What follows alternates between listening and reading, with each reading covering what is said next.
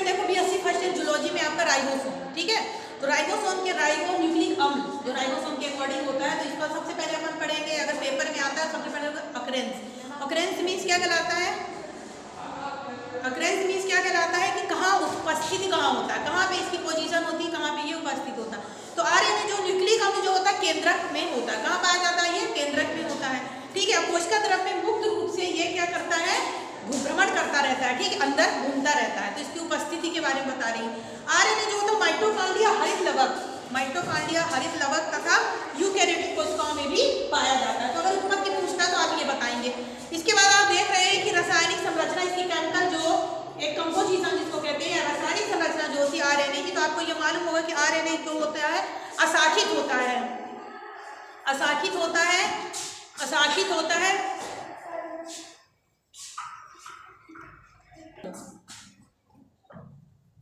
DNA होता है, ठीक है। ये क्या अशाखित, अशाखित होता है, इसमें कोई शाखा नहीं रहती है, ठीक है। साथ ही इसमें क्या रहती है? एक रज्जुकी होता है। आपको तो पता ही कि RNA कैसा स्ट्रक्चर होता है इसका, एक रज्जुकी मीन्स ऐसा, एक रज्जुकी मतलब होता है एक सिंगल स्टैंड होता है, ठीक है। और DNA क्या होता है? हमेशा दो स्टैंड होता है। RNA में सैकड़ों हजारों न्यूक्लियोटाइड का बना होता है, क्योंकि DNA RNA दोनों हजारों न्यूक्लियोटाइड के बने हुए होते हैं जो एक दूसरे से जुड़े हुए होते हैं। और इसमें 3 और 5 के क्या पाया जाता है? रैखिक क्रम होता है। जो 3 वाला क्रम है उससे ब्रेक होकर के ही RNA बनता है, ये भी आपको पता है। RNA जो होता है राइबोस कहलाता है। RNA क्या होता है? राइबोस होता है तथा DNA डीऑक्सीराइबोस होता है, ये भी पता है। एडेनिन, साइटोसिन, गुआनिन और थाइमिन। अच्छा ये बताओ कि RNA में क्या क्या पाया जाता है? इसको पता है?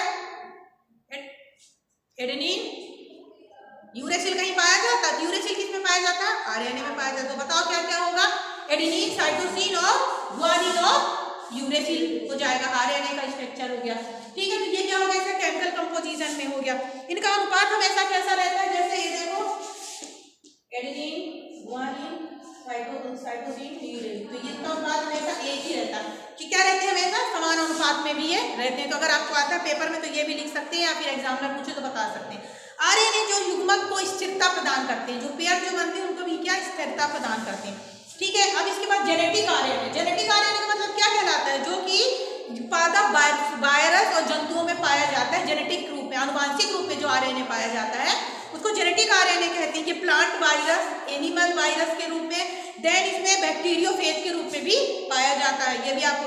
जैसे कि प्लांट में कौन सा पाया जाता है? हमने पहले बताया TMP, टोमेटो मोजाइक जो वायरस होता है वो पाया, ये हमेशा सिंगल स्टैंड होता है, ये भी याद रखना। ये वाला जो RNA जेनेटिक RNA जो रहेगा, जो TMP में पाया जाता है, TMP में पाया जाता है, वो कैसा रहता है? सिंगल स्टैंड रहता है, ठीक है। इसके बाद जो होता है एनिमल वायरस, क्या होते हैं? जैसे इन्फ्लुएंजा, जो बहुत सारी बीमारियां जो होती है ना, इन्फ्लुएंजा की बीमारी हो जाती है, रोटा वायरस वगैरह होता है, तो ये भी इसमें ये पाए जाते हैं अकॉर्डिंग टू वायरस। अब जेनेटिक जो होता है इसका देखिए, जेनेटिक RNA के बाद आप देखें नॉन जेनेटिक RNA। अब नॉन जेनेटिक RNA क्या कहलाते हैं? जो आनुवांशिक सूचनाओं वगैरह में भाग नहीं लेती है। तो ये तो आपको पता ही है कि नॉन जेनेटिक पदार्थ जो या आनुवांशिक पदार्थ में जो भाग लेते हैं उसमें मैसेंजर RNA, राइबोसोमल RNA और ट्रांसफर RNA। मैसेंजर RNA का रोल क्या होता है? संदेशवाहक, किसी भी सूचनाओं को जो होता है एक सूचनाओं को यहाँ एक स्थान से दूसरे स्थान तक पहुंचाने का काम जो करता है। 1961 में जैकब मोनार्ड ने इनके बारे में बताया था, 1961 में, ठीक है। इसके बाद देखो DNA दोनों स्टैंड होते हैं, जबकि RNA में सिंगल स्टैंड होती है। मैसेंजर RNA का जो अणुभार होता है 5 लाख से लेकर के 20 लाख तक होता है, याद रखना। मैसेंजर RNA का जो अणुभार होता है 5 लाख से लेकर 20 लाख तक का होता है, ये भी याद रखो कि 5 लाख से 20 लाख तक का इसका अणुभार होता है। साथ ही मैसेंजर RNA कोशिका द्रव विसरित होकर के क्या रहता है? कुछ राइबोस के रूप में फैला हुआ होता है। मैसेंजर RNA प्रोटीन संश्लेषण में भाग लेता है, ये आपको जब आगे पढ़ चुकी। प्रोटीन संश्लेषण जो होता है, प्रोटीन सिंथेसिस की क्रिया जो होती है, उसमें मैसेंजर RNA जो होता है भाग लेता है। मैसेंजर RNA जो होता है अस्थायी होती है, हमेशा याद रखिए। मैसेंजर RNA क्या होते हैं? परमानेंट नहीं होते, टेम्परेरी होते हैं।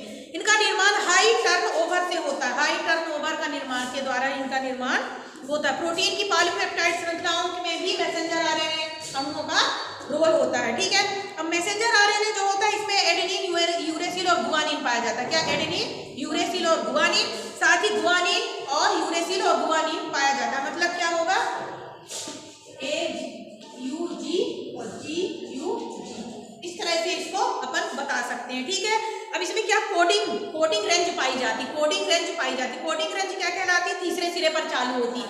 याद रखना कि जो कोडिंग रेंज होती है हमेशा तीसरे सिरे में चालू होगी। इसके बाद इसमें होता है स्टॉप कोडॉन भी पाया जाता है, एक इसमें स्टॉप कोडॉन पाया जाता है, ठीक है, ये हो गया। इसके बाद देखिए कि मैसेंजर आरएनए के बाद राइबोसोमल आरएनए। राइबोसोमल आरएनए का मतलब क्या होता है, आपको पता है राइबोसोमल आरएनए का कहाँ पे रोल होता है? बताओ राइबोसोमल आरएनए क्या है? राइबोसोमल आरएनए जो होते हैं 80% भाग जो होता है ये किसमें पाया जाता है, कोसा के रूप में आरएनए का 80% भाग होता है, ठीक है। और न्यूक्लियोप्रोटीन अणुओं से मिलकर किससे, न्यूक्लियोप्रोटीन अणुओं से मिलकर के बने हुए होते हैं। राइबोसोमल आरएनए का मतलब ही क्या होता है, ये 20S प्रकार के, 50S, 5S प्रकार के, इस प्रकार के ये पाए जाते हैं,